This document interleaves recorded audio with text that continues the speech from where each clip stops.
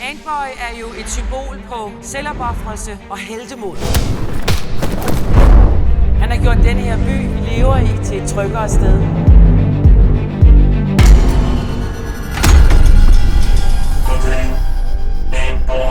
Hvem er du? Antboy har tilsyneladende fået konkurrence fra en helt ny forbryderbekæmper. Og Antboy, det er bare dig. Hvad mener du med det? Jeg troede, det var ham der skaterhelten. Han er bare så hurtig, ikke? Og så hjernedødt svedig til at slås. Er det ikke dig, der altid siger, det er vores pligt at beskytte Middelund? Ikke mod andre superhelte. Han er jo ikke nogen superhelt. Du er misundelig. Måske skal du bare lade ham klare forbrydende i Middelund fra nu af.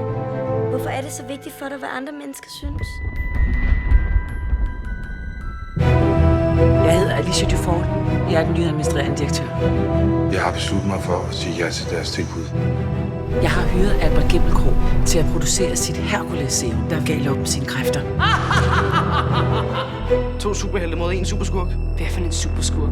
Dufort eller Lokken? Jeg ved ikke, hvad I er ude på. De stopper nu. Det var det dummeste, jeg nogensinde har hørt.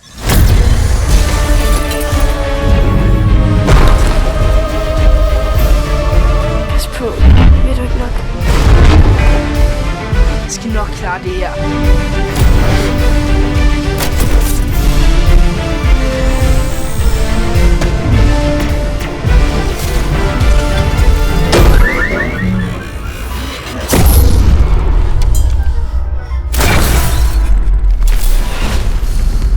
Jeg holder øje med dig. Loppe. Pissemyre.